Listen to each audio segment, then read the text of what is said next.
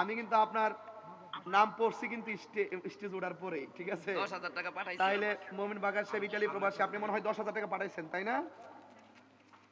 আমি এখানে সবসময় আছি হুজুর। আর আমার আব্বার নাম তো মোহাম্মদ বাগা, দৌলতপুর বাগাবাড়ির। ইনশাআল্লাহ আমার আব্বা আম্মা নাই। আমি দোয়া করব, আপনার জন্য দোয়া করি, আল্লাহ আপনাকে ভালো রাখুক, আপনার আব্বা আম্মা সকলকে জীবনে গুনাহ খাতা মাফ করুক ইনশাআল্লাহ।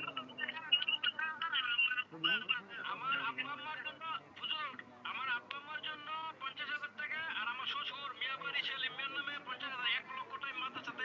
মাশাআল্লাহ, নারে তাকবীর, আল্লাহু আকবার। দুইটা হাত তুলে বলি নারে তাকবীর, নারে রিসালাত, ইয়া রাসূলুল্লাহ, আহলে সুন্নাত ওয়াল জামাত জিন্দাবাদ। আমাদের আজকের মাননীয় আমন্ত্রিত মেহমান ইতালি প্রবাসী জনাব মোহাম্মদ মমিন ভাগা সাহেব, তিনি তার আব্বা আম্মার জন্য দিলেন 50,000 এবং শ্বশুর শাশুড়ির জন্য দিলেন 50,000, মোট দিলেন 1 লক্ষ টাকা।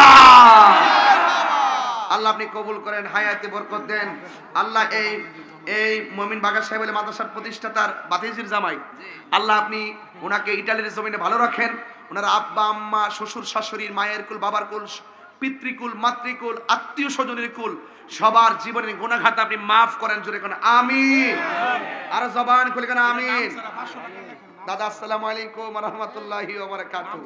সজীব বাগা 10,000, আমাদের অতিথি সজীব বাগা, নজর সজীব বাগা 10,000।